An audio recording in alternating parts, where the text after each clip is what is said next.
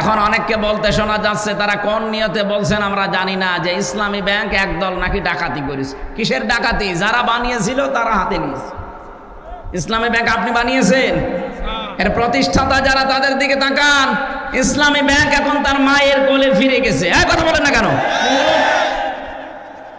এতদিন তো ডাকাতি হয়েছিল, সেখান থেকে মায়ের কোলে ইসলামী ব্যাংক ফিরে গেছে। যাদের চরিত্র ওই রকম তারা ওই রকম কথা বলতে পারে, যাদের চরিত্রের ভেতরে এরকম মারিং কাটিং। কথা বলছেন না কেন? আমরা তো ঘোষণায় দিয়ে দিয়েছি আমাদের চরিত্রের ভেতরে কোনো মারিং কাটিং করার অভ্যাস নেই। যদি দেখাতে পারেন যে 1 টাকা কেউ মেরে খেয়েছে, শুধু প্রমাণ দেন। কি করে দেখেন, 2টা মন্ত্রী ছিল, 1 টাকা পর্যন্ত দুর্নীতি করেছে, প্রমাণ আজও কেউ দিতে পারেনি। এরপরে আবার কি দেখানো লাগবে আপনাকে? বলে কিছু দেখান। কি দেখাবো এর চাইতে?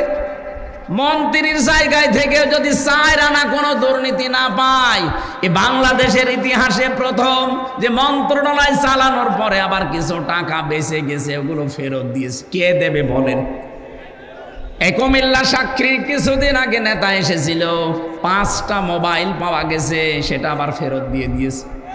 বাংলাদেশের ইতিহাসে দেখান তো এর চাইতে কি দেবে চরিত্রের মাধুর্যতা? আবার এই ঝঞ্ঝা বিক্ষুব্ধ পৃথিবীতে, যেখানে একেবারে চরিত্র ঠিক রাখাই কঠিন, সেখানে এই মানুষগুলোই মোবাইল ফেরত দিয়ে যায়।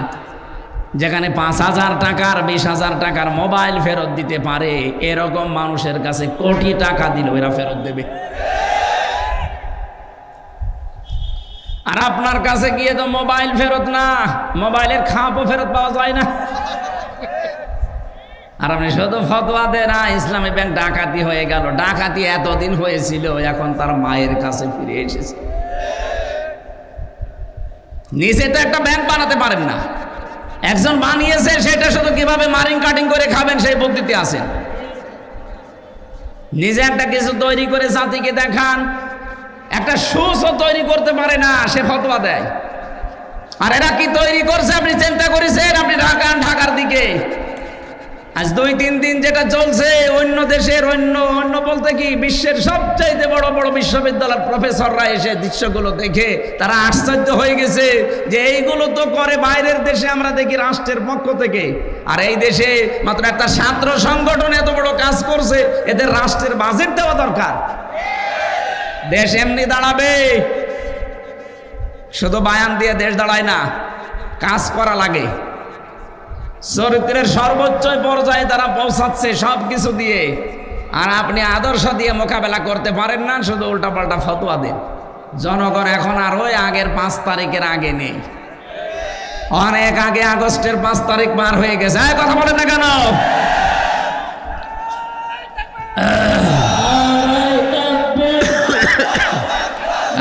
কথা বলতে দেন, কথা বলতে দেন।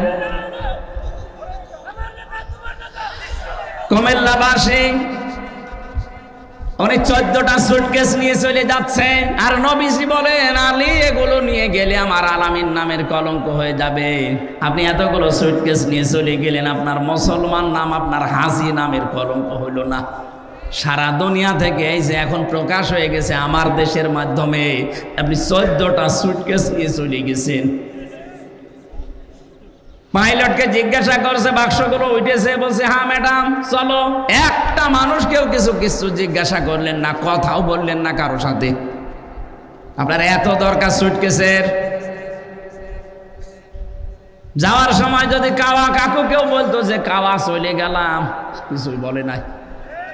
আমারও বলিছেন, আমরা বলতে পারতো না যে 3 বছর জেল খাটালাম, কিছু মনে করো না, মাফ করে দিও, চলে গেলাম? এই কথা বলে না, তাও বলবে তো দোয়া চাবে, চাইনি। ওই সময় তো বাইরে ছিলাম। আপনার সুটকেস এত দরকার যে সুটকেসের খবর নিয়েছে, এগুলো উঠেছে বিমানে, হ্যাঁ চলো এবার যান, ওগুলো নিয়ে চলে যান। আপনার নামের কলঙ্ক হয়ে গেছে, আপনি হাসি না, আপনি পাঁচি। আপনাকে মুসলমান বলতো মানুষের ঘৃণা হয় এখন। কথা বলে না কেন? নবীজির কাজ ছিল মানুষের বোঝা বহন করে দেওয়া, মানুষের বোঝা হালকা করা। আর আপনি মানুষকে বোঝা দিয়ে গেলেন। এই 2780 জন মানুষ এখন হাসপাতালে কাতরাচ্ছে, কারো হাত নেই, পা নেই, চোখ নেই, অন্ডকোষ উড়ে গেছে। এগুলো তার পরিবারের জন্য, সমাজের জন্য, দেশের জন্য বোঝা না? এই বোঝাটা তো আপনি দিয়ে গেলেন। আপনি যদি চলে যাবেন তো কয়েকদিন আগে গেলে তো এই বোঝাগুলো এ দেশ এখন আর বহন করা লাগে না। কথা বলে না কেন? কোটি কোটি টাকা ঋণ দিয়ে গেলেন আমাদের দেশে, চলে যাবেন তো আগের থেকে চলে যেতে পারলেন না। এই মহাসাগরে আমাদেরকে ভাসিয়ে রেখে গেলেন। বাংলাদেশের ঐতিহ্যবাহী জেলা কুমিল্লা, শুধু এই নামের কারণে আপনারা বিভাগ পাননি, এবার হবে ইনশাআল্লাহ। বাংলাদেশের 17টা জেলা ছিল ঐতিহ্যবাহী পুরাতন জেলা, তার ভেতরে কুমিল্লা একটা। কিন্তু শুধু একজনের নামে, মোশতাক সাহেব কি এমন করেছিলেন, তার কারণে আপনারা এটা পাননি। প্রায় 18 লক্ষ মানুষ এই জেলায় বাস করে, এদের সবার মনে দুঃখ দিয়েছে উনি। সামনে আপনাদের দুঃখ থাকবে না, কুমিল্লা নামে বিভাগ হবে ইনশাআল্লাহ। মহানগর পদোয়ার বাজার বিশ্ব রোড 22 নম্বর ওয়ার্ড সন্ডু হোটেল প্রাঙ্গণে, সন্ডু হোটেল অ্যান্ড রেস্টুরেন্টের উদ্যোগে কবরবাসীদের রুহের মাগফিরাত কামনায় দিন রাত ব্যাপী 3য় বাৎসরিক ওয়াজ মাহফিল ও দোয়ার মাহফিলের সম্মানিত সভাপতি, আন্তর্জাতিক খ্যাতিসম্পন্ন মুফাসসিরে কোরআন, বিশ্বনন্দিত আলেমে দ্বীন, ইসলামিক চিন্তাবিদ হযরত মাওলানা পীরজাদা মীর মোহাম্মদ হাবিবুর রহমান যুক্তিবাদী আতালাল্লাহু উমরাহু ওয়া বারাকাল্লাহু ফি হায়াতি, আমিন। এ মাহফিলের সহসভাপতি জনাব মাওলানা জুবায়ের আহমেদ, খতিব বাইতুল মামুর সন্দু হোটেল জামে মসজিদ কুমিল্লা। এ মাহফিলের প্রধান মেহমান আন্তর্জাতিক খ্যাতিসম্পন্ন মুফাসসিরে কোরআন হযরত মাওলানা মোশতাক ফয়েজি, একটা ব্যতিক্রম ধর্মী পীর, নাগাইশ দরবার শরীফ কুমিল্লা। এ মাহফিলের প্রধান আলোচক আপনাদের কুমিল্লার কৃতি সন্তান, ইসলামিক চিন্তাবিদ, গবেষক, মুফাসসিরে কোরআন, হাজার হাজার আলেমের উস্তাজ মুহাদ্দিস রফিকুল্লাহ আফসারি, সাবেক মুহাদ্দিস ডামুড্ডা কামিল মাদ্রাসা শরীয়তপুর। আতালাল্লাহু উমরাহু ওয়া বারাকাল্লাহু ফি হায়াতি, বলেন আমিন। আলোচনা রেখেছেন এখানে অধ্যাপক মাওলানা রফিকুল ইসলাম ফয়েজি, মাওলানা হোসাইন মাহফুজ চুয়াডাঙ্গা, মুফতি মহিবুল্লাহ মাহবুবই, মাওলানা সোহাইল আহমেদ, মাওলানা এনায়েতুল্লাহ। এই মাহফিলে যাদের মাধ্যমে এসেছি আপনাদের এই সন্দু হোটেলের সম্মানিত পরিচালক বড় ভাই জনাব ইকবাল হোসেন, তার বাবা মায়ের রুহের মাগফিরাত কামনা করছি। আল্লাহ যেন জান্নাতুল ফেরদাউসের সর্বোচ্চ মাকাম তাদের দান করে। মঞ্চে বসা ওলামা একরাম, সামনে বসা মুসলমান ভাইরা, পর্দার আড়ালের সম্মানিতা মা এবং বোনেরা, প্রশাসনের ভাইরা, প্রাণ প্রিয় কুমিল্লাবাসী। বাংলাদেশে কুমিল্লা এবং নোয়াখালী এই দুই জেলাতে আলেম ওলামাদের বসবাস বেশি। সারা দেশে দিনের আলো, জ্ঞানের আলো ছড়িয়েছে এই দুই জেলার আলেমরা। কিন্তু আবু জেহেলের বাড়ি যেখানে, মোহাম্মদ রসুল্লাহর বাড়িও সেখানে। এ জেলায় আলেমও বেশি, জালেমও বেশি। এখনো পর্যন্ত অনেকে আমরা দেখতে পাই, বিশেষ করে মডেল মসজিদের খতিব এবং ইমাম যারা 15.5 বছরে তারা যা করেছে আলেমের নাম নিয়ে, জালেমরাও এত নিচে নামে না। ইমামতি করতে হলে ইমান লাগে না? ইমান না থাকলে তার পেছনে নামাজ হবে? তো ইমান থাকার জন্য যে সমস্ত কাজ করা লাগে তার প্রথম কাজ হচ্ছে ফামাই ইয়াকফুর বিত্তাগুত, সে যেন তাগুত ছেড়ে দেয়। তাগুত ছেড়ে না দিয়ে যদি কেউ ইমানের দাবি করে, ও ইমান টেকে না। আর তাগুত ছেড়ে দিয়ে ইমানের দাবি করলে ফাকাদ ইসতামসাকা বিল উরওয়াতিল ওয়াসকা লা ইনফিসামা লাহা, সে আমার একটা মজবুত অবলম্বন ধারণ করবে যা কখনো ছিঁড়ে যাবে না। বাংলাদেশে তাকান, যারাই তাগুত ছেড়ে দিয়ে ইমান এনেছে তাদেরকে আপনি 57 দিন রিমান্ডে নিয়েও টলাতে পারেননি। ডক্টর শফিকুল ইসলাম মাসুদ তার জ্বলন্ত প্রমাণ। তারা ইমান এনেছে কিন্তু তাগুত ছেড়ে দিয়ে। যেন বাংলাদেশের ইতিহাসে এতদিন রিমান্ডে কেউ থাকেনি, জনাব দেলাওয়ার হোসেন। আমি রিমান্ডে ছিলাম, যে অফিসার ছিল আসাদুজ্জামান আসাদ, এই কোলাঙ্গার এই শয়তান আমাকে বলছিল যে দেলাওয়ারকে আমি তার গরম করে ওর লজ্জাস্থানে ঢুকিয়েছি, ওর পুরুষত্ব নষ্ট হয়ে গেছে। পরবর্তীতে চিকিৎসার মাধ্যমে আল্লাহ আবার ফেরত দিয়েছে। বলেন তো এই মানুষগুলো এই যে 67 দিন 65 দিন যারা রিমান্ডে কাটিয়েছে, এত জুলুম এত নির্যাতন, ফুটবলের মতো লাথি দিয়েছে 4-5 জন মিলে একসাথে, এত কষ্ট দিয়েছিল এই ভাইদেরকে, এরপরও তারা এক চুলও টলাতে পারেনি, কারণ তারা ঈমান এনেছে তগুত ছেড়ে দিয়ে। অথচ বাংলাদেশে বহু পীর, বহু আলেম, বহু ইমামকে আমরা দেখেছি তারা তগুত ছেড়ে না দিয়ে ঈমানের দাবি করত। এই জন্য বাতাস পাল্টিয়েছে, তারাও পাল্টিয়ে গেছে। আমার কথা বোঝেন নাকি না বুঝে খালি মাথা নড়াচ্ছেন? আশা করছে আপনি বুঝেছেন। সুতরাং যাদের ঈমানই নেই, মান রাআ মিনকুম মুনকারান ফালিয়ুগায়্যিরহু বিয়াদিহি ফাইল্লাম ইয়াস্তাতি' ফাবিলিসানিহি ফাইল্লাম ইয়াস্তাতি' ফাবিকলবিহি ওয়া যালিকা আযআফুল ঈমান, রাহুল বুখারী। হযরতে আবু সাঈদ খুদরি রাদিয়াল্লাহু তাআলা আনহু থেকে বর্ণিত, তিনি বলেন, কেউ যদি শরীয়ত বিরোধী, মানবতা বিরোধী কোনো কাজ দেখে, সে যেন হাতের দ্বারা এটা বন্ধ করে। হাত মানে শুধু এই হাত না, এটা ক্ষমতার হাত, আইনের হাত, প্রভাব প্রতিপত্তির হাত, টাকা পয়সার হাত। আপনি কি যে জায়গায় আছেন ওখান থেকে এই সমস্ত পর্যায়ে আপনাকে এটা বন্ধ করা লাগবে। যদি এটা না পারেন, মুখ দিয়ে প্রতিবাদ করা লাগবে। এদেশে আমরা অনেকেই মুখের প্রতিবাদের ভাষা ছিল, কিন্তু তারপরেও করি নাই।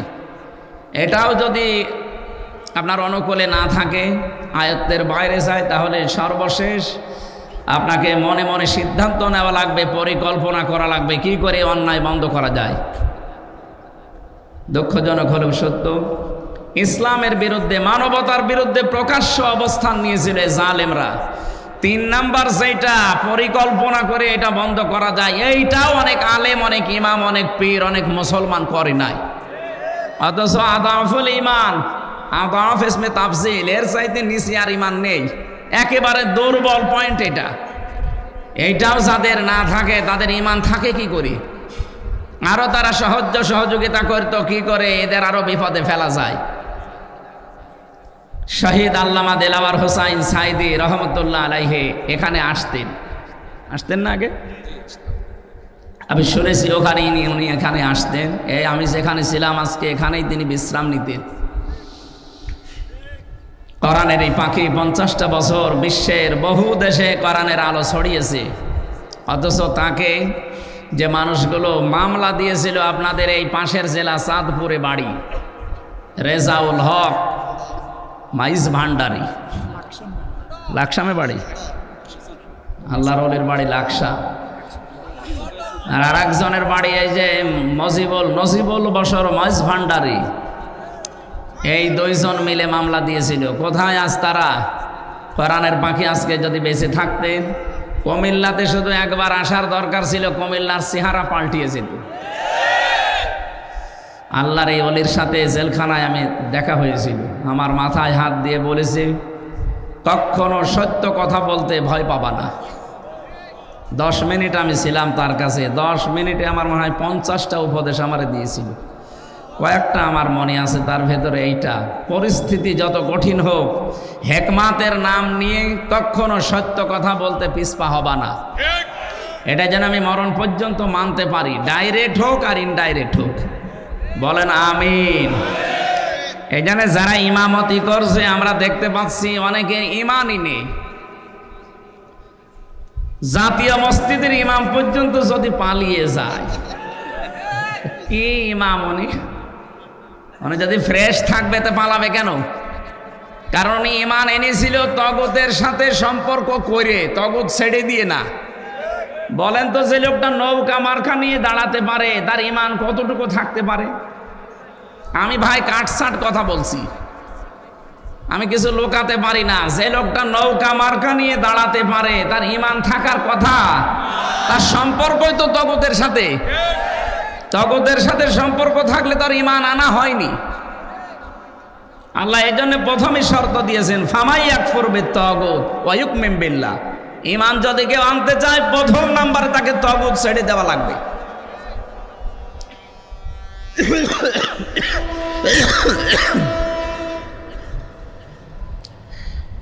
এই জন্য এই ময়দানে আমরা যারা বসে আছি, আমরা যারা ঈমান এনেছি, আমরা তাগুতের সাথে সম্পর্ক তৈরি করি না, তাগুত ছেড়ে দিয়ে ঈমান এনেছি। কথা বলেন ঠিক কিনা?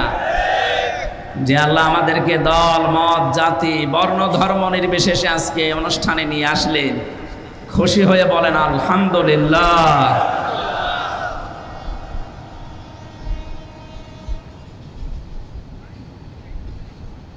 দরুদ আর সালাম পড়ছি আমাদের নবী, মানবতার মহান শিক্ষক মুহাম্মদুর রাসূলুল্লাহ সাল্লাল্লাহু আলাইহি ওয়াসাল্লাম। প্রত্যেকটা বিষয়ে তিনি শিক্ষা দিয়েছেন।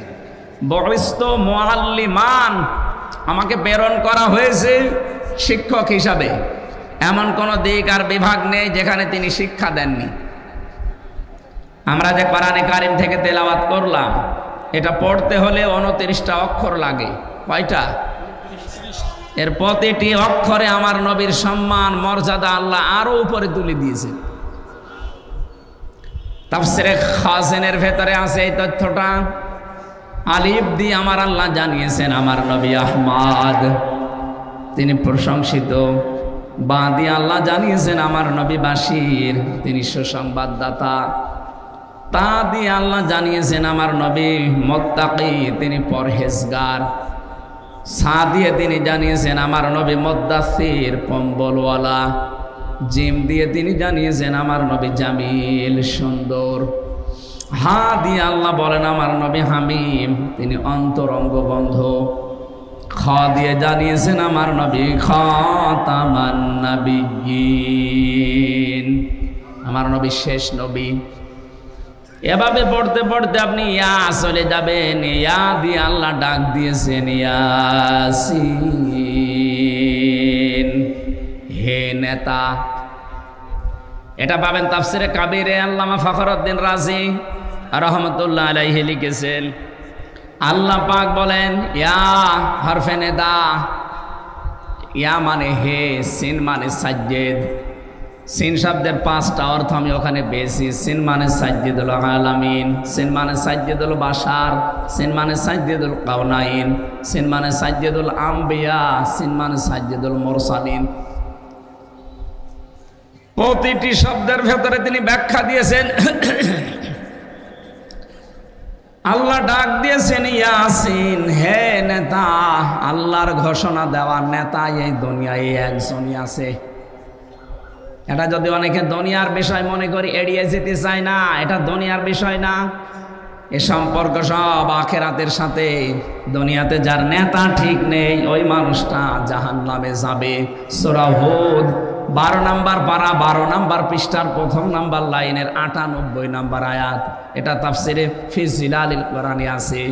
ইয়াকদুমু কওমাহু ইয়াওমাল কিয়ামাতি ফাওরাদাহুমুন নার ওয়া বিইসাল বিরদুল মাওরুদ। বলেন আল্লাহু আকবার।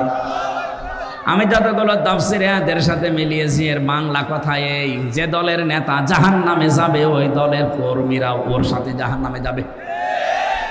যদিও আয়াতে রুকুটা আল্লাহ ফেরাউন সম্পর্কে দিয়েছেন, ফেরাউন জাহান্নামে যাবে, ওর অনুসারী যারা ওর পেছনে ছিল সবাইকে আল্লাহ জাহান্নামে পাঠাবে। কিয়ামত পর্যন্ত সেই নেতা জাহান্নামে যাবে, ওর নেতৃত্বে যারা চলবে তারাও জাহান্নামী। এবার আপনি নিজেকে প্রশ্ন করে বলেন তো, এটা দুনিয়ার বিষয় হয় কি করে? ইয়াউমা নাদউ কুল্লা উনাসিম বিইমামিহিম, সূরা বানী ইসরাইলের 71 নম্বর আয়াত 1ম অংশে আছে। আল্লাহ বলেন কিয়ামতে মানুষকে আমি ডাক দেব তার নেতার সাথে। কেন দুনিয়ার বিষয় মনে করে নিজের কপালে আগুন লাগাচ্ছেন? এটা আখিরাতের বিষয়। এইটা আজ আমাদের দেশে ঠিক নেই, এই জন্যে তো চাঁদাবাজি এখনো বন্ধ হচ্ছে না। কি চাঁদাবাজি বন্ধ হয়ে গেছে? আপনি এমন নেতার পেছনে ঘোরেন যে নেতাও চাঁদাবাজ, কর্মীও চাঁদাবাজ। আমি এমন নেতার পেছনে ঘুরি যে নেতা ঘোষণায় দিয়েছে ইসলাম যদি দেশে আসে সর্বপ্রথম বন্ধ করা হবে চাঁদাবাজি। আপনি কিসের নেতা মানেন? আপনার নেতার দিকে তাকালে শয়তানের কথা মনে হয়, আমার নেতার দিকে তাকালে আমার আল্লাহর কথা মনে হয়। কি বেশি বলে ফেললাম? না না, বেশি হয়নি। এটা দুনিয়ার বিষয় মনে করে এড়িয়ে যাওয়ার কোনো সুযোগ নেই। কিয়ামতের বিচার ব্যবস্থা আল্লাহ বানিয়েই রাখবে আপনার নেতার সাথে। আগে নেতা, এরপরে কর্মী। আপনার বিবেকে কি বলে? যেদিন আপনার নেতা সামনে থাকবে, তার যে চেহারা সুরাত, তার যে চরিত্র আপনি না জানলেও আল্লাহ জানে না। কথা বলেন না কেন? ওরে দেখেই তো আল্লাহর রাগ হয়ে যাবে। আপনার পর্যন্ত আর যাওয়া লাগবে না। তো সামনে যেটা আছে এটাই তো 2 নাম্বার, তুমি মনে হয় 3 নাম্বার। আপনার পর্যন্ত আর বিচারও করা লাগবে না, নেতাকে দেখে সাথে সাথে দিয়ে দেবে। এই জন্য কোরআনে কারিমে আমি যে আয়াত পড়েছি এর পরের আয়াতে আপনি দেখবেন সূরা নিসা 60 নাম্বার আয়াত, 59 নাম্বার আয়াত।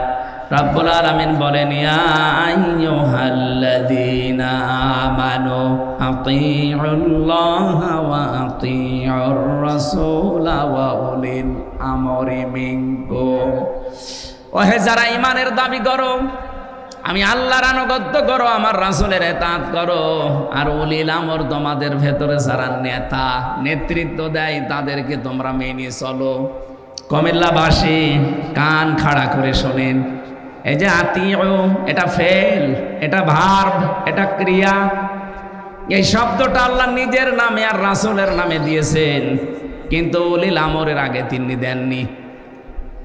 মুফাসসিরিন ইকরাম বোঝাতে চেয়েছেন আল্লাহ আর রাসূলকে মানা লাগবে, কোনো প্রশ্ন করা যাবে? আরো জোরে বলেন। আপনার বুঝে আসুক বা না আসুক মানা লাগবে, এইটাই ফাইনাল।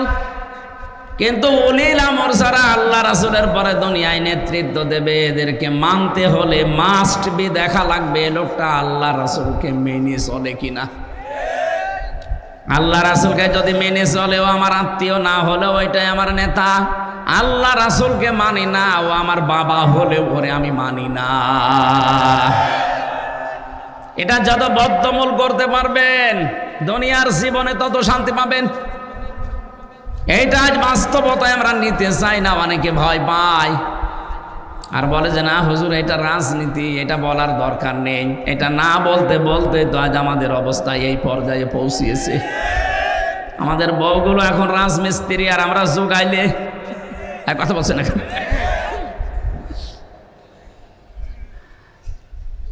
ইয়াসিন বলে আল্লাহ ডাক দিয়েছেন, হে নেতা। সিন শব্দের অর্থ বললাম 5টা। প্রথম নম্বর অর্থ হচ্ছে সাজ্জিদুল আলামিন, আলম না। এখন বিশ্বে 257টা রাষ্ট্র আছে, কিছুদিনের ভেতরে আরো 6টা রাষ্ট্র বাড়তেছে। কথা বুঝেন কি? এই যে 7 সিস্টার যদি ভেঙে যায় আরো 6টা রাষ্ট্র বাড়বে। 257 আর 6 কত হয়? কয়েকদিন পরে পৃথিবীর মানচিত্রে আপনারা দেখতে পাবেন 263টা রাষ্ট্র হয়ে গেছে। কারণ যেভাবে আপনারা পেছনে লেগেছেন আপনারা ভাঙতে বাধ্য। এতদিন মুসলমানকে গরু খাওয়ার অপরাধে জবাই করেছেন, আমরা কিছুই বলি নাই, কিন্তু এখন আপনারা আল্লাহর ঘর ভাঙা আরম্ভ করেছেন। আপনার পূর্বপুরুষের দিকে তাকান। আব্রাহা আল্লাহর ঘর ভাঙতে এসে কাসফিম মাকুল হয়ে গেছে। এক কথা বলেন না কেন? আপনাদেরকে আল্লাহ ভুসি বানিয়ে ফেলবে, টুকরা টুকরা করে দেবে। আজকেও সকালে দেখেন একটা মসজিদ ভেঙেছে শয়তানরা। বিশ্বের দিকে তাকালে আমরা দেখি কেউ মাটির নিচে গ্যাস পায়, তেল পায়, সোনা পায়, লোহা পায়, আরো শয়তানরা শুধু মন্দির পায়। আমরা যদি এখন বলি ঢাকার স্বামীবাগের ইসকন মন্দির 500 বছর আগে এখানে মসজিদ ছিল, আমরা ভেঙে দেব, কি করবেন আপনি? বাবরি মসজিদ ধোয়া তুলে আপনি ভেঙে দিলেন। আজকে সকালবেলা এক হিন্দুর বক্তব্য শুনেছেন, মোদির বিরুদ্ধে এই লোকটা, ভারতে বাড়ি কলকাতায়, সে বলছে কেন এই ভুয়া ধোয়া তুলে মুসলমানদের কলিজায় আঘাত দিচ্ছেন? তাদের বাবরি মসজিদটা ভুয়া ধোয়া তুলে ভেঙে দিলেন। এখনো পর্যন্ত তাদের মসজিদগুলো, আল্লাহর ঘরগুলো ভাঙতেছেন।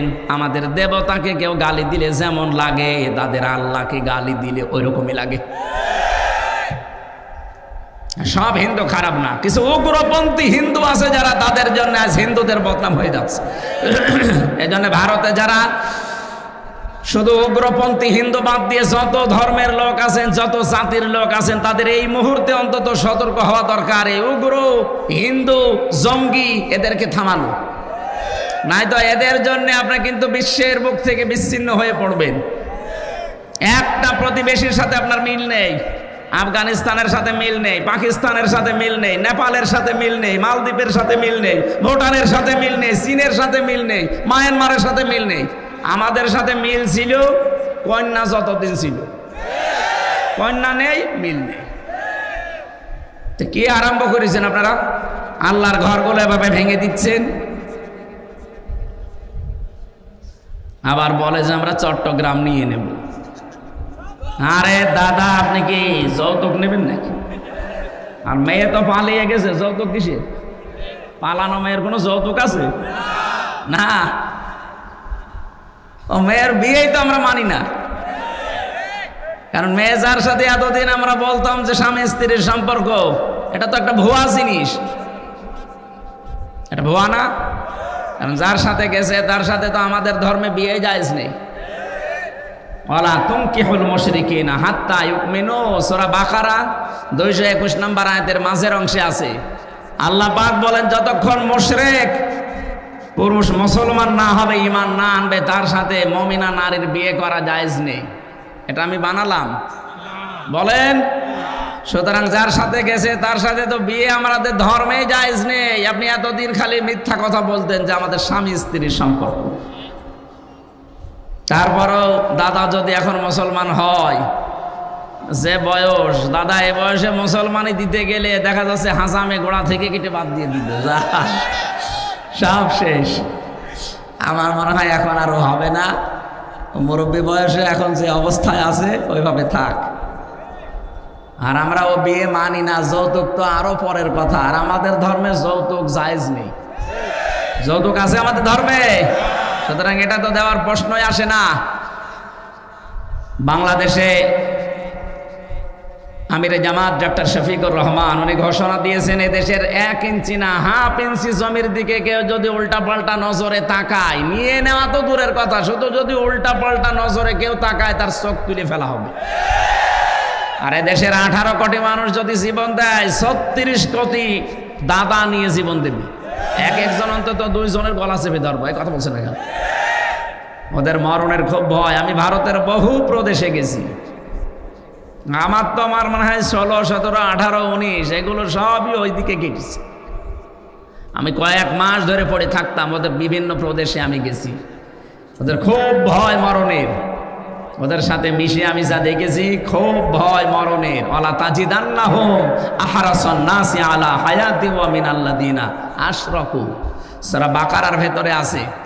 আল্লাহ পাক বলেন, ওয়ালা তাজিদান্নাহুম, লামে তাকিদ নুনে সাকিলা দিয়ে জানিয়েছেন, অবশ্যই আপনি তাদেরকে দেখতে পাবেন জীবনের প্রতি খুব বেশি মায়া তাদের, যারা মুশরিক।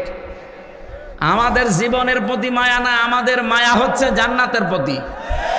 আর ওদের মায়া মরণের একটু ভয় দেখাবেন, পাগল হয়ে যাবে। খালি বর্ডার বন্ধ হয়ে গেছে, আলু পেঁয়াজ পচতেছে, ভয়ে এখন কান্নাকাটি আরম্ভ করেছে, আমরা না খেয়ে মারা যাব। আমাদের এতদিন ভয় দেখাতো যে আমরা দেন না খেয়ে মারা যাব যদি খাবার না পাঠায়। আরে ভাই, আমাদের ঈমান যাই আছে, এই ঈমানের উপরে ভিত্তি করে আমরা বলতে পারি আমাদের মুসলিম জাতির বছরে 1 মাস না খেয়ে থাকা ফরজ। আর আমাদেরকে আপনারা খাবারের ভয় দেখান, এখন নিজেরা পেছে পড়েছি মরেন। আমরা আহ্বান জানাচ্ছি, যেহেতু প্রতিবেশী এই হিসাবে, উগ্রপন্থী হিন্দুদেরকে সারা ভারতবর্ষ মিলে থামাবেন। যে যে ধর্মে অনুসরণ করেন করেন, কিন্তু এই উগ্রদের, এই জঙ্গিদেরকে থামান।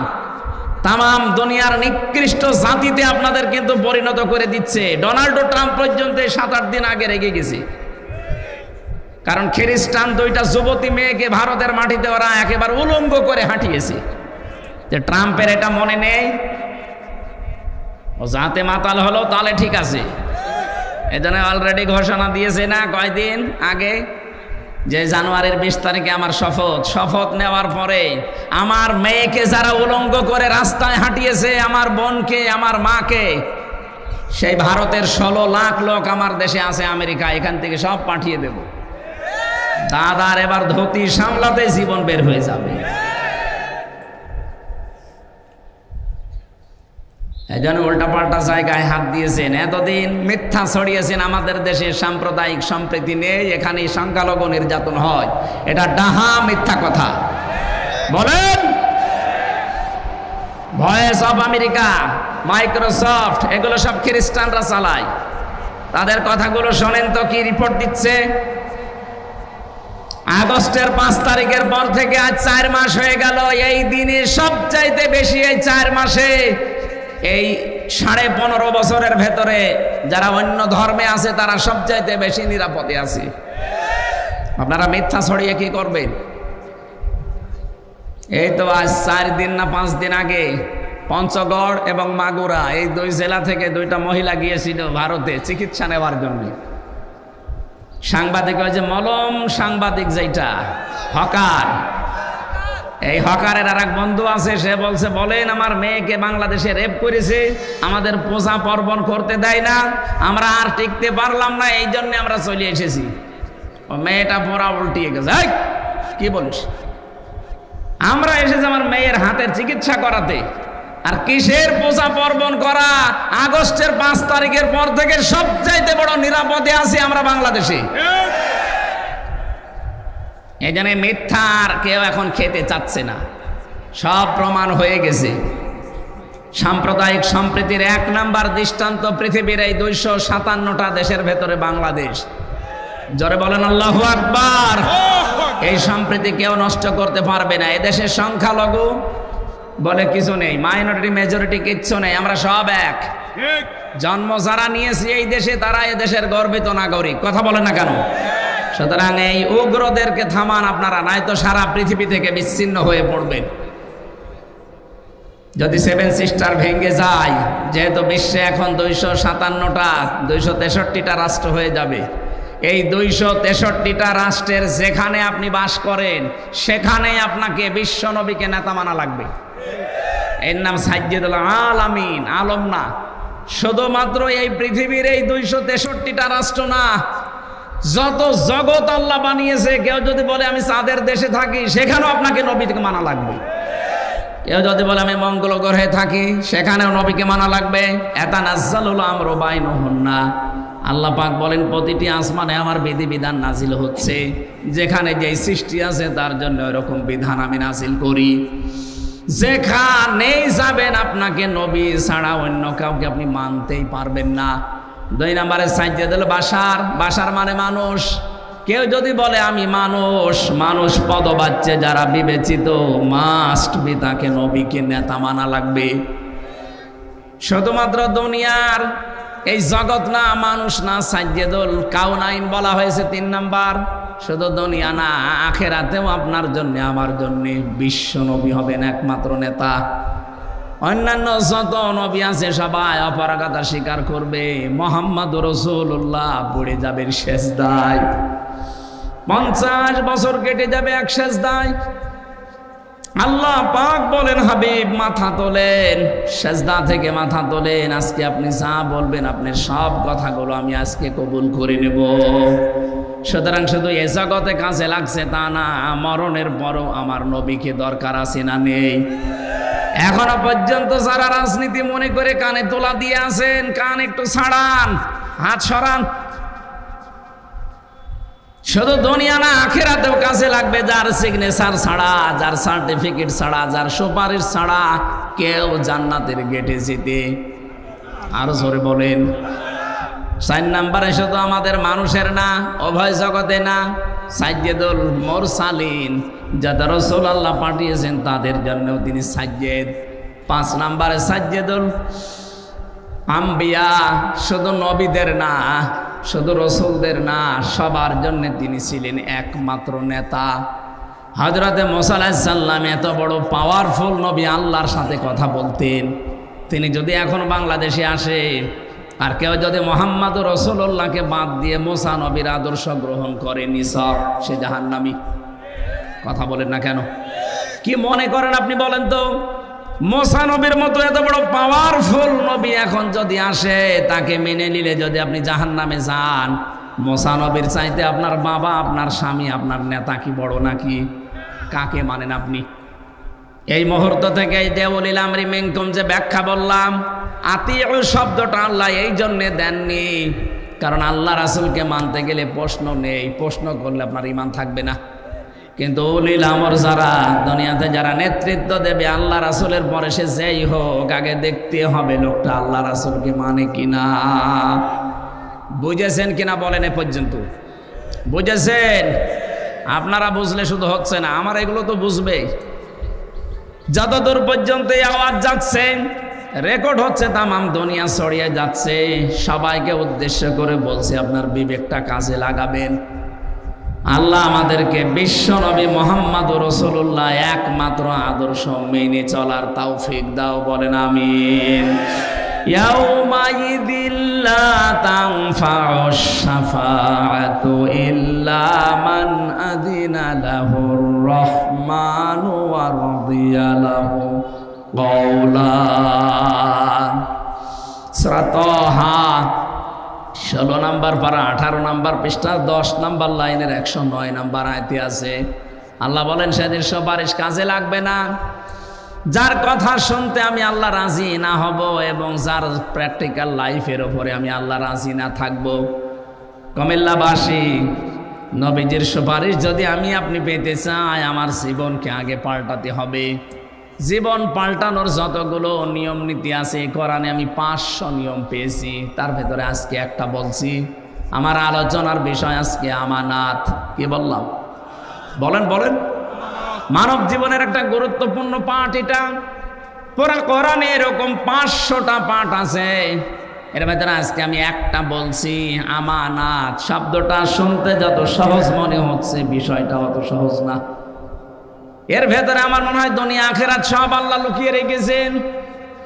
আমানত এমন একটা গুরুত্বপূর্ণ বিষয়, নবী মুহাম্মদুর রাসূলুল্লাহ জানিয়েছেন কিয়ামতের আগে দৃশ্যটা দুনিয়ায় এমন হবে, মাইকিং করেও একজন আমানতদার মানুষ খুঁজে পাওয়া যাবে না।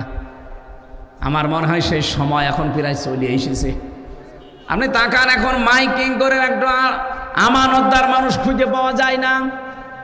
অথচ একটা মানব জীবনের গুরুত্বপূর্ণ পাঠ, নবীজিকে মানুষ আমানতদার এই শব্দটা বলে আরবে ডাক দিত। আমানতদার বলতো না, আল আমিন, আস সাদিক, এমনি এমনি বলে নাই। সে জীবনে এত বেশি আমানতের দায়িত্ব পালন করেছেন, নিজের জামাই হযরতে আলীকে মরণের বিছানায় রেখে গেছে, তারপরও আমানতের দায়িত্ব ভুলে যাননি। যেদিন তার বাড়ির চারিদিকে 42 জন কাফের রাঙ্গা তরবারি নিয়ে দাঁড়িয়ে আছে, বিশ্ব নবী ডাক দিয়ে বললেন, আলী, চারিদিকে ওরা দাঁড়িয়ে আছে আমাকে হত্যা করার জন্যে। ওই যে ঘরের ভেতরে টোপলা দেখতে পাও, ওগুলো সবই ওদের, যারা আমাকে হত্যা করার জন্য এসেছে। আমি আল্লাহর আদেশ পেয়েছি, এ মুহূর্তে যদি আমি চলে যাই তাহলে আমার আল আমিন নামের কলঙ্ক হয়ে যাবে। আমানতদার আমি, ওরা নিজেরাই আমাকে ডাকে, তাহলে এই আমানতদারের কলঙ্ক হয়ে যাবে। তুমি আমার বিছানার উপরে চাদর মোড়া দিয়ে শুয়ে থাকো, সকালবেলা ওরা এসে যখন আমাকে পাবে না, পাবে তোমাকে। তুমি তখন পাওয়ার সঙ্গে সঙ্গে, যেহেতু নেতার ছেলে, তোমারে হয়তো কিছু বলবে না। তুমি সঙ্গে সঙ্গে আমানতের দায়িত্বটা পালন করার পরে 3 দিনের মাথায় মদিনায় আমার সাথে দেখা করবা। ও বাংলার মুসলমানেরা, চিন্তা করেন তো এই কঠিন মুহূর্তে, যেখানে জীবন মরণ নিয়ে টানাটানি, সেখানেও নবীজি আমানতের দায়িত্ব ভুলেন নাই। নিজের জামাইকে মরণের বিছানায় রেখে যাচ্ছেন, অথচ আপনি কি করলেন? এ বিশাল আমানতটা জনগণ আপনাকে দিতে চায়নি, তারপর আপনি নিজে নিজে আমানতদার সেজেছিলেন। কথা বলে না কেন? তিনটা নির্বাচনে আমরা কেউ তাকে জোর করে দিতে চাইনি, তিনি জোর করে আমানতের দায়িত্বটা নিয়েছিলেন। কে করলেন নিয়ে? এই যে চলে গেলেন, কত ঋণ আমাদের মাথার উপরে দিয়ে গেলেন আপনি। এখন এই দেশে একটা মানুষ জন্ম নিলে কমপক্ষে 1,10,000 টাকা তার মাথার উপরে ঋণ। রিপোর্ট দেওয়া হচ্ছে এই দেশে প্রতি বছরে, এই 15.5 বছরে, প্রত্যেক বছরে 42,000 কোটি টাকা শুধু পাচার হয়েছে। এক দরবেশ সেই টাকা মেরে খেয়েছে 36,000 কোটি। এস আলম একটা কোলাঙ্গার ইসলামী ব্যাংক থেকে 80,000 কোটি টাকা মারিং কাটিং করেছে। এখন অনেককে বলতে শোনা যাচ্ছে, তারা কোন নিয়তে বলছেন আমরা জানি না, যে ইসলামী ব্যাংক একদল নাকি ডাকাতি করেছে। কিসের ডাকাতি? যারা বানিয়েছিল তারা হাতে নিয়েছে। ইসলামী ব্যাংক আপনি বানিয়েছেন? এর প্রতিষ্ঠাতা যারা, তাদের দিকে তাকান। ইসলামী ব্যাংক এখন তার মায়ের কোলে ফিরে গেছে। কথা বলেন না কেন? এতদিন তো ডাকাতি হয়েছিল, সেখান থেকে মায়ের কোলে ইসলামী ব্যাংক ফিরে গেছে। যাদের চরিত্র ওই রকম তারা ওই রকম কথা বলতে পারে, যাদের চরিত্রের ভেতরে এরকম মারিং কাটিং। কথা বলছেন না কেন?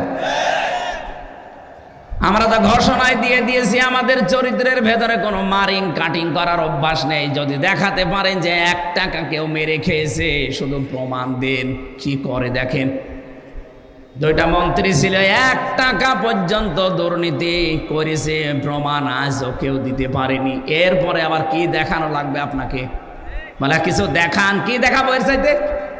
মন্ত্রীর জায়গায় থেকে যদি 4 আনা কোনো দুর্নীতি না পায়, এ বাংলাদেশের ইতিহাসে প্রথম যে মন্ত্রণালয় চালানোর পরে আবার কিছু টাকা বেঁচে গেছে, ওগুলো ফেরত দিয়েছে। কে দেবে বলেন? এই কুমিল্লা সাক্ষীর কিছুদিন আগে নেতা এসেছিল, 5টা মোবাইল পাওয়া গেছে, সেটা আবার ফেরত দিয়ে দিয়েছে। বাংলাদেশের ইতিহাসে দেখান তো এর চাইতে কি দেবে চরিত্রের মাধুর্যতা? আবার এই ঝঞ্ঝা বিক্ষুব্ধ পৃথিবীতে, যেখানে একেবারে চরিত্র ঠিক রাখাই কঠিন, সেখানে এই মানুষগুলোই মোবাইল ফেরত দিয়ে যায়। যেখানে 5,000 টাকার 20,000 টাকার মোবাইল ফেরত দিতে পারে, এরকম মানুষের কাছে কোটি টাকা দিল এরা ফেরত দেবে। আর আপনার কাছে গিয়ে তো মোবাইল ফেরত না, মোবাইলের খাপও ফেরত পাওয়া যায় না। আর আপনি শুধু ফতোয়া দেন, না ইসলামী ব্যাংক ডাকাতি হয়ে গেল। ডাকাতি এতদিন হয়েছিল, এখন তার মায়ের কাছে ফিরে এসেছে। নিজে তো একটা ব্যাংক বানাতে পারেন না, একজন বানিয়েছে, সেটা শুধু কিভাবে মারিং কাটিং করে খাবেন সেই পদ্ধতি আছে। নিজে একটা কিছু তৈরি করে জাতিকে দেখান। একটা সুসও তৈরি করতে পারে না, সে ফতোয়া দেয়। আর এরা কি তৈরি করছে আপনি চিন্তা করেছেন? আপনি ঢাকার দিকে আজ 2-3 দিন যেটা চলছে, অন্য দেশের অন্য বলতে কি বিশ্বের সবচাইতে বড় বড় বিশ্ববিদ্যালয়ের প্রফেসররা এসে দৃশ্যগুলো দেখে তারা আশ্চর্য হয়ে গেছে যে এইগুলো তো করে বাইরের দেশে, আমরা দেখি রাষ্ট্রের পক্ষ থেকে। আর এই দেশে মাত্র একটা ছাত্র সংগঠন এত বড় কাজ করছে, এদের রাষ্ট্রের বাজেট দেওয়া দরকার। দেশ এমনি দাঁড়াবে, শুধু বায়ান দিয়ে দেশ দাঁড়ায় না, কাজ করা লাগে। চরিত্রের সর্বোচ্চ পর্যায়ে তারা পৌঁছাচ্ছে সবকিছু দিয়ে, আর আপনি আদর্শ দিয়ে মোকাবেলা করতে পারেন না, শুধু উল্টাপাল্টা ফতোয়া দেন। জনগণ এখন আর ওই আগের 5 তারিখের আগে নেই, অনেক আগে আগস্টের 5 তারিখ পার হয়ে গেছে। কথা বলেন না কেন?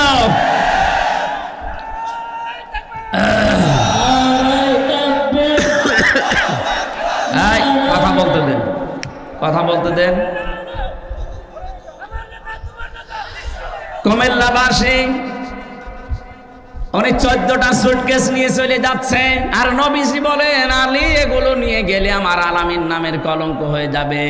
আপনি এতগুলো সুটকেস নিয়ে চলে গেলেন, আপনার মুসলমান নাম, আপনার হাজি নামের কলঙ্ক হইল না।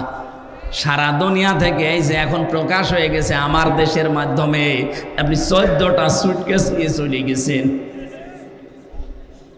পাইলটকে জিজ্ঞাসা করছে, বাক্সগুলো উঠেছে? বলছে হ্যাঁ ম্যাডাম চলো। একটা মানুষ কেউ কিছু জিজ্ঞাসা করলেন না, কথাও বললেন না কারো সাথে। আপনার এত দরকার সুটকেসের?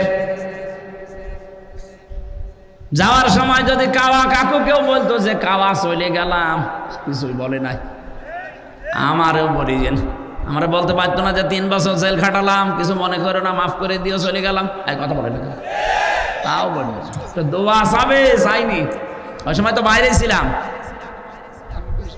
আপনার সুটকেস এত দরকার যে সুটকেসের খবর নিয়েছে, এগুলো উঠেছে বিমানে, হ্যাঁ চলো এবার যান, ওগুলো নিয়ে চলে যান। আপনার নামের কলঙ্ক হয়ে গেছে, আপনি হাসি না, আপনি পাসি। আপনাকে মুসলমান বলতো মানুষের ঘৃণা হয় এখন, এক কথা বলে না কেন? নবীজির কাজ ছিল মানুষের বোঝা বহন করে দেওয়া, মানুষের বোঝা হালকা করা, আর আপনি মানুষকে বোঝা দিয়ে গেলেন। এই 2780 জন মানুষ এখন হাসপাতালে কাতরাচ্ছে, কারো হাত নেই, পা নেই, চোখ নেই, অন্ডকোষ উড়ে গেছে। এগুলো তার পরিবারের জন্য, সমাজের জন্য, দেশের জন্য বোঝা না? এই বোঝাটা তো আপনি দিয়ে গেলেন। আপনি যদি চলে যাবেন তো কয়েকদিন আগে গেলে তো এই বোঝাগুলো এ দেশ এখন আর বহন করা লাগে না, কথা বলে না কেন? কোটি কোটি টাকা ঋণ দিয়ে গেলেন আমাদের দেশে, চলে যাবেন তো আগের থেকে চলে যেতে পারলেন না, এই মহাসাগরে আমাদেরকে ভাসিয়ে রেখে গেলেন। এই জন্য আপনাকে নবীর উম্মত বলাও মনে হয় ঠিক না, কারণ নবীর কাজ ছিল মানুষের বোঝা, ও তাহমিলুল কাল্লা, ও তাহমিলুল কাল্লা, তিনি বোঝা বহন করতেন, হালকা করে দিতেন, আর আপনি বোঝা আরো দিয়ে গেলেন। ইন্নাকা লা তাসিলুর রহিমা, হে নবী আপনি ভয় পাবেন না। কিসের ভয় আপনার? আপনি তো মানুষের সম্পর্ক ঠিক রাখেন। আর 15.5 বছরে কার সাথে আপনার সম্পর্ক আছে বলেন? কোন আলেমের সাথে আপনার সম্পর্ক নেই। যেগুলো আলেম নামে সম্পর্ক ছিল সবগুলো জালেম। এই ফরিদউদ্দিন মাসউদ একটা টাটকানির ভেজাল জালেম, ওইটা কোরআনের পাখির নামে ও ফাঁসির আদেশ চেয়েছে শাহবাগে গিয়ে, ওটারে আলেম বললে গোনা হবে। যেই দিন এরকম উল্টাপাল্টা কাজ করেছে, আর একজনকে দেখতাম বাইতুল মোকাররমের ইমাম, কওমি জননী নাম দিয়েছে জালেমাকে। ওই দিন 76 জন আলেম আমার সাথে জেলখানায়, কওমি মাদ্রাসার মাওলানা মামুনুল হক সহ প্রত্যেকে বরদোয়া দিয়েছে যে করলো কি এই লোকটা। হ্যাঁ, শাপলা চত্বরে হাজার হাজার মানুষকে যায় যে মহিলার ইঙ্গিতে দুনিয়া থেকে বিদায় করে দিল, আর আমরা এখনো পর্যন্ত যে মহিলার ইঙ্গিতে জেল খাটতেছি জেনার তহমত মাথায় নিয়ে। মামুনুল হকের মামলা কি ছিল? ব্যভিচারের মামলা। জেনার মামলা দিয়েছে আমার নামে, আর আমার জাতি ভাই হয়ে ওই জালেমাকে নাম দিচ্ছে কওমি জননী। ওই দিন একেবারে সারা দিন সারা রাত ধরে শুধু জেলখানে ওর নামে বরদোয়া হয়েছে। এগুলোকে জালেম বলবেন না আলেম বলবেন কোন কারণে আপনি? এই আলেম নামে জালেমদের সাথে আপনার সম্পর্ক, কোনো আলেমের সাথে আপনার সম্পর্ক ছিল না। আরো আলেমদেরকে ধরে ধরে কাউকে গুম করেছেন, কাউকে খুন করেছেন, কাউকে আটক করে রেখেছেন বছরের পর বছর। নিজেই আমার রিমান্ডে বলতো যে অফিসারগুলো যে আপনার কোনো দোষ নেই, আমরা জানি, তে আমার দোষ নেই, আপনারা নিজেরাই বলছেন, এভাবে আমাকে এত কষ্ট দেন কেন? এভাবে টাঙিয়ে রাখেন আপনাকে, আমার মাজায় দড়ি বাঁধা, মনে হচ্ছে ছাগল বেঁধে রেখেছে। আপনি হাসতেছেন, আমি আর যাই হয় আমার নামের আগে একটা আলেম লিখা নেই। এক কথা বলেন না কেন? কিয়ামতে আল্লাহ আলেমদেরও যখন বিচার করবেন, হাদিস চারিদিকে ঘিরে নেবেন কুদরতের কাপড় দিয়ে, যেন অপমান বেশি না হয়। আর আপনি অপমান আরো যেন বেশি হয় সেই কাজ করেছেন। কালো কাপড় দিয়ে চোখ বাঁধা, হাত পেছনে বাঁধা, সামনে বাঁধলে তো হয়, পেছনে বাঁধে যেন হাত কেটে যায়। আবার ডান্ডা বেড়ি লাগানো পায়ের সাথে। আমার এমনি শরীর চলে না, 3টা বছরে তো কোনো চিকিৎসা দেননি। এই অবস্থায় যদি হাত বাঁধা, পা বাঁধা, চোখ বাঁধা, আবার মাথায় দড়ি দেওয়া, কি শুরু করেছেন? আবার মাথার উপরে টুপি দিয়ে দিত, হেলমেট, বুকে একটা কিছু দিত যেন কেউ গুলি না মারে। এই যে ভণ্ডামিগুলো শুরু করেছিলেন আলেমদের সাথে, সম্পর্ক আপনার কার সাথে ছিল? দেশের মানুষ আন্দাজে আপনাকে নাম দিত মানুষ কন্যা। যারা সামনাসামনি এরকম প্রশংসা করতো, কই তারা আজকে? আর সবগুলো আপনার বিরুদ্ধে বলছে। এই যে পলক, কথা বলেন না কেন? ইন্টারনেট বন্ধ করে দিয়েছিল আপনার ইশারায়, পলক এখন সব বলে দিচ্ছে। তাও তো এখনো পলককে ডিম দেয়নি, ডিম দিলে সব বলে দেবে। সম্পর্ক যারা ঠিক রাখে মানুষের সাথে, বিশেষ করে আত্মীয়তার সম্পর্ক, রক্তের সম্পর্ক, তাদের কোনো ভয় নেই। আর যারা এই সম্পর্কগুলো আরো নষ্ট করে, তাদের ভেতরে আল্লাহ ভয় ঢুকিয়ে দেয়। এমন ভয় দিয়েছে দুপুরের খাবার খাবার সময় পাইনি, খালি বলেছিল 5 মিনিট, তারপরও সময় দেয়নি। বলে না শেষ সময়ও নেই। ভয়তে আগেই পালিয়ে গেলেন। পৃথিবীতে যারা পালিয়ে যায় তারা আবার ফিরে আসে, এরকম ইতিহাস আমি পড়িনি। 805 বছর আগে পালিয়েছিল লক্ষণ সেন, আজও ফিরে আসেনি। এসেছে, চলে গেছে, হারিয়ে গেছে। কিছুদিন আগে আশরাফ ঘানি পালিয়েছিল, ফিরে এসেছে? কথা বলেন না কেন? মালদ্বীপের রাজা পালিয়েছিল, শ্রীলঙ্কার রাজা, ফিরে এসেছে? না, ফিরে আসার ক্ষমতা এখন আর নেই। এই যে আসাদ, বাশার আল আসাদ চলে গেছে, আসতেছে আর? আপনিও গেছেন আর আসবেন না। আপনার কথা মতো অনেকেই দেশকে উস্কানিতে পা দিয়ে বিভিন্ন জায়গায় অঘটন ঘটাচ্ছে। এদেশের মানুষ কিন্তু সত্যি কথা বলছি, এখন আর আগস্টের 5 তারিখের আগে নেই। কেউ উস্কানিতে পা দিয়ে যদি এই দেশকে অস্থিতিশীল করার চেষ্টা করেন, এ দেশটা এখন ছাত্র জনতা আমাদেরকে আমানত দিয়েছে। এই আমানতের খেয়ানত আমরা করতে, আরো জোরে বলেন করতে। গোপালগঞ্জের কিছু মানুষ আবেগে লাফিয়েছিল, এমন পিটানো পিটিয়েছে পুলিশে, প্রশাসনে, আর্মিতে, পেছনে বান্দরের পেছনে মতো লাল হয়ে গেছে। ওই কয়েকদিন শুনলাম যে গোপালগঞ্জ থেকে কেউ যদি ঢাকায় আসে, বাসে আসবে, বসে আসলে 300 টাকা, দাঁড়িয়ে আসলে 1000 টাকা। কুমিল্লার মানুষের তো তার উপরে এমনি একটা রাগ আছে যে বিভাগ দেয়নি। এ বিভাগের মানুষ অন্তত বিভাগ হবে সামনে, যেহেতু এই জেলার মানুষ আবেগে যেন কারো চক্রান্তে পা দিয়ে, উস্কানিতে পা দিয়ে দেশের 12টা বাজানোর চেষ্টা করবেন না। যারা করেছে তারাও থামবে আশা করছি। এদেশে আমরা এখন সব এক, শুধু ওই 14 দল বাদ দিয়ে বাকি আমরা যারা আছি সবাই মাজলুম। এখন যদি কোনো ঝামেলা তৈরি করেন না, জাতি কিন্তু আপনাকে ক্ষমা করবে না। এই জন্য আমানতের দায়িত্ব নবী নিজে জীবন দিয়ে পালন করছিলেন, আর আপনি আমানতের দায়িত্ব পেয়ে সবগুলো নিয়ে খেয়ানত করে চলে গেলেন। আপনি নবীর উম্মত দাবি করতে পারেন না, এর পরের গুলো তো একটাও মানেন না। আল্লাহ রাব্বুল আলামিন বলেন, ইন্নাল্লাহা, অবশ্যই আমি আল্লাহ, ইয়া'মুরুকুম, তোমাদেরকে আদেশ করছি, আন তুআদ্দুল আমানাতি ইলা আহলিহা, তোমাদের যাবতীয় আমানতকে তার প্রাপকের কাছে পৌঁছিয়ে দেবা। এখানে গচ্ছিত যে আমানতটা আছে এইটার কথা বলা হয়েছে। তাফসীরে ইবনে কাসিরের ভেতর থেকে শোনাচ্ছি, হযরতে ওসমান ইবনে তালহা রাদিয়াল্লাহু তাআলা আনহা, তার ঘটনা এই আয়াতের ভেতরে আছে। নবীজি মক্কা বিজয় করলেন, নিজে উঠের উপরে চড়ে তাওয়াফ করলেন, লাঠি দিয়ে হাজরে আসওয়াদকে তিনি স্পর্শ করলেন। এরপরে হযরতে তালহা ওসমান ইবনে তালহাকে ডাক দিয়ে বললেন, এই নাও চাবি, কাবার এই চাবি। দরজা খুলে তিনি 2 রাকাত নামাজ আদায় করে চাবিটা দিয়ে দিলেন। বললেন, কিয়ামত পর্যন্ত তোমার বংশের কাছে এই আমানতটা থাকবে। এই আয়াতটা তিনি ওই সময় তেলাওয়াত করে জানালেন, অবশ্যই আল্লাহ নির্দেশ দিয়েছে তার আমানতকে তার প্রাপকের কাছে পৌঁছিয়ে দাও। আমানতের কথা কেন বারবার বলছি? আমার এই জীবনে আমি কোরআনে কারিমে পড়াটা পড়ে আমানত পেয়েছি প্রধানত 27 প্রকার। কত? 27 প্রকার। আপনি কি ঘুমাচ্ছেন? 27 প্রকার আমানতকে দুনিয়ায় আপনাকে পালন করে দেখানো লাগবে। তার প্রথম প্রকার আমানত হচ্ছে আপনার জীবনটা। এটা আল্লাহ পাক পক্ষ থেকে আপনাকে একটা আমানত দিয়েছেন, মন মতো আপনি ব্যবহার করতে পারবেন না, এমনকি নিজের অঙ্গ প্রত্যঙ্গ যা আছে একটা নিজে নষ্ট করে ফেলতে পারেন না। এটা আমানতের খেয়ানত হবে। অলা তুহলিকু আনফুসাকুম, সূরা বাকারার ভেতরে আছে আয়াতটা, বাংলা অর্থ হচ্ছে নিজেদেরকে নিজেরা ধ্বংসের ভেতরে ফেলে দিবা না। সুতরাং এই বডিটা যেহেতু আল্লাহর পক্ষ থেকে আপনার কাছে আমানত, এই আমানতটা রক্ষা করার জন্য অবশ্যই এই বডির খেয়াল রাখা লাগবে। যারা এই বডিকে নষ্ট করে ফেলেন, বিড়ি, সিগারেট, এরপরে এই যে গাঁজা খেয়ে, মদ খেয়ে, নেশা ভান করে আপনি কিন্তু ধরা খেয়ে যাবেন। এখন থেকে সতর্ক হয়ে যাবেন, আমার এই বডিটা আল্লাহর আমানত, আমি এই বডিটা নষ্ট হয় এমন কোনো কাজ করব না। বলেন বলেন। চোখ আপনার কাছে আমানত, এমন দিকে তাকাবেন না যেখানে তাকালে আমানতের খেয়ানত হয়।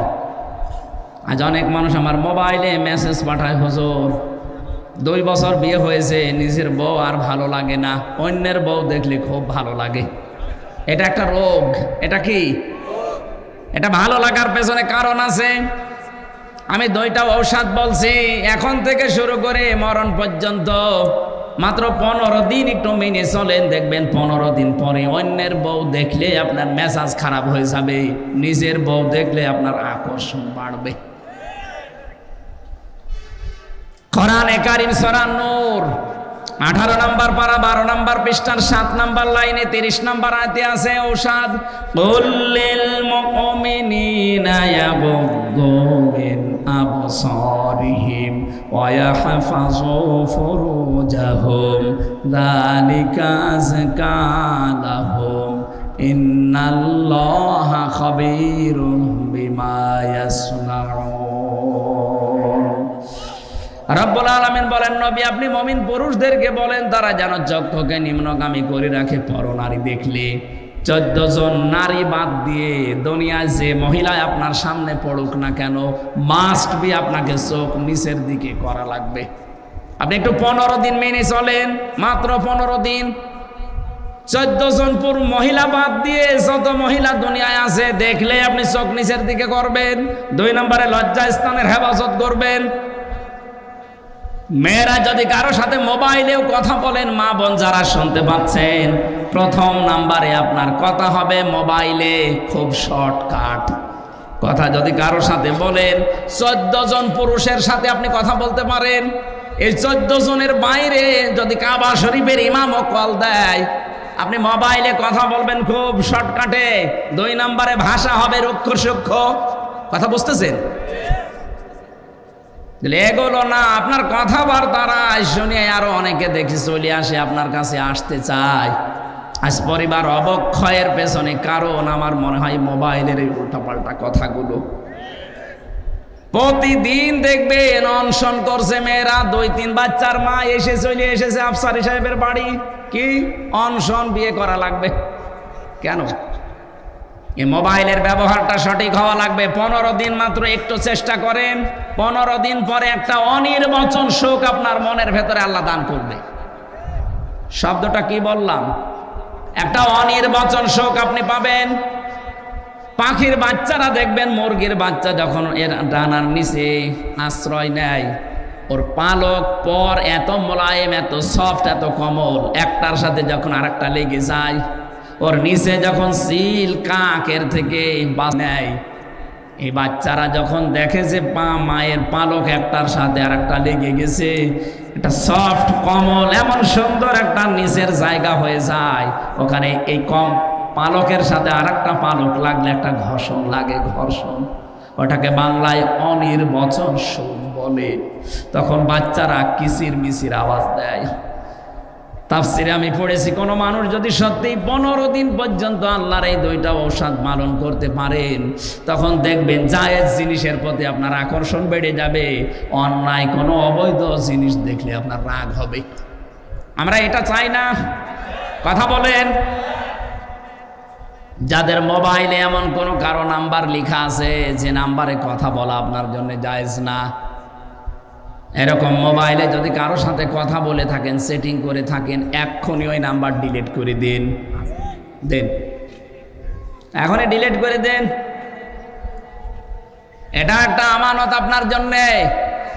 এই আমানত রক্ষা করেন। 15 দিন আমি সময় দিলাম, আল্লাহর কসম আমি নিজে পরীক্ষা করে বলছি, 15 দিনের ভেতরে মাস্ট বি আপনাকে আল্লাহ একটা পরিবর্তন এনে দেবে।